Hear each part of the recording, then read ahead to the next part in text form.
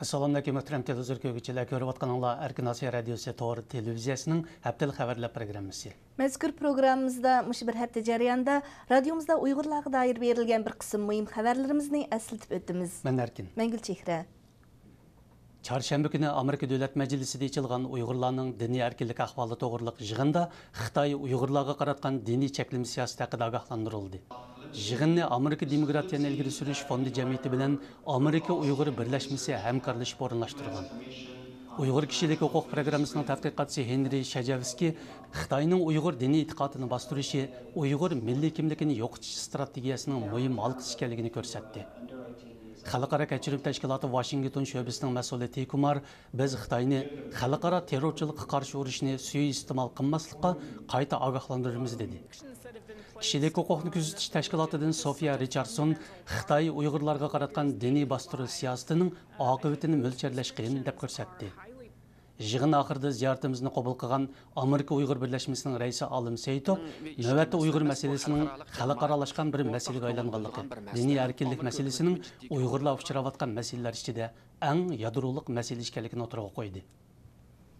G'ulji shahrining Qaradong yezisida o'ltirishliq dehqon Tursun Turg'unning 8 mo bug'doyligi mushu oyning 17 kuni yarim kechida noma'lum kishilar tomonidan og'dirib etilgan. Buning bilan 10 jonliq bu oilaning bu 1 yillik amgigi bekor bo'lgan, 1 yillik oziq-tuliqi ko'kka so'rilgan.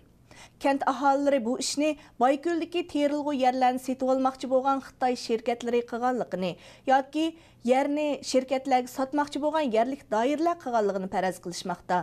Ammo yuqorqi har ikki taraf voqeadagi mas'uliyatini rad qilgan. Ziyoratimizni qabul qilgan yerlik dehqonlar doirlarning ularni 10 yildan beri quruq gap bilan aldab, yerlarini arzon bahoda tortib olayotganligini, yerdan ayrilgan dehqonlarning Xitoylarga madaka bo'lib ishlashga majbur bo'layotganligini bildirdi. 26 may Germaniyadagi Uyg'urlar Tibetlar bilan birlikda Berlindagi bosh ministerlik mahkamasi oldiga yig'ilib, Xitoy bosh ministri Li Keqiangning Germaniya ziyoratiga qarshi birlashma namoyish o'tkazdi. Qo'llarida bayroq va lozung ko'tarib olgan namoyishchilar ancha yiroq bo'lmagan maydonda askariy murosim bilan o'tkazilayotgan kutib olish faoliyatini Xitoyga qarshi shiorlar sadolarga ko'mib tashlagan. Bu Li Keqiangning Xitoy bosh ministri bo'lgandan keyingi tunji qitimliq Germaniya ziyorati bo'lib, uning Berlindagi birinchi qadami Uyg'ur, Tibet, Falun Gong va boshqa Xitoy kommunistlarga qarshi guruhlarning birlashma qarshilik ko'rsatish namoyishiga duch keldi. Dünya Uyg'ur qurultiyi va Yevropa Sharqi Turkiston birligining tashkilishi bilan ko'pinchisi 500 kilometrdan yiroq bo'lgan janubdagi Myunxendan kelgan Uyg'ur jamoatchiligi bu qitimqi birlashma namoyishining g'ol qismini tashkil qilgan. Qarmay shahrida Uyg'ur yoshlari xizmat topolmayotgan bir paytda yangi kelgan Xitoy ishlamchilar darhol yuqori maoshli xizmatlarga kira oladi ekan. Uyg'ur va qozoq bo'lib jami 8 ona bu haqsizliklar ustidan shikoyat qilib Beijingga kelgan. Ularning bildirishicha, Qarmayda navbatda oliy maktablarni bitirib, ish topolmay yurgan Uyg'ur, qozoq qatorliq yoshlarning soni 5000 ga yetadi ekan. Arzdor Dilbar xonimning bayon qilishicha, ular Beijingga kelganiga 18 kun bo'lgan bo'lsa-mu, arzni anglaydigan yer topolmaganning ustiga Beijing saqchi doiralarining parakandichiligiga uchragan. Germaniyaning Berlin shahrida chaqirilgan madaniyat diplomatiyasi va kishilik huquq mavzuliq xalqaro yig'inda Uyg'ur masalasi o'tirg'a qo'yildi. Yig'in yosh avlodlarni madaniyat diplomatiyasi bilan tarbiyalash maqsadida chaqirilgan bo'lib, 5-oyning 27-kundan 6-oyning 1-kunigacha davomlashadi. Bu yig'inga Rossiyaning sobiq bosh ministri Mikhail Kasyanov, Estoniyaning sobiq tashqi ishlar ministri va hozir Yevropa parlamenti a'zosi Kristina Ujalan xonim qatorliq siyosatchilar, ommaviy tashkilot mas'ullari va mutaxassislar bo'lib 70 atrofida kishi qatnashmoqda.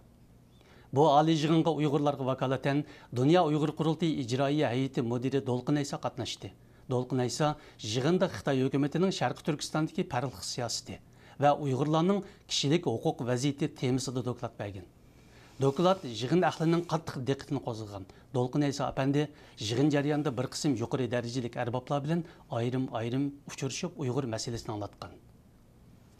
Radio anglag'uchilarimiz yo'llagan uchurlarga qaraganda 25 may Qog'liq Noya bozorida bir qonliq voqea yuz bergan. Voqeada 2 Uyg'ur va 3 Xitoy o'lgan.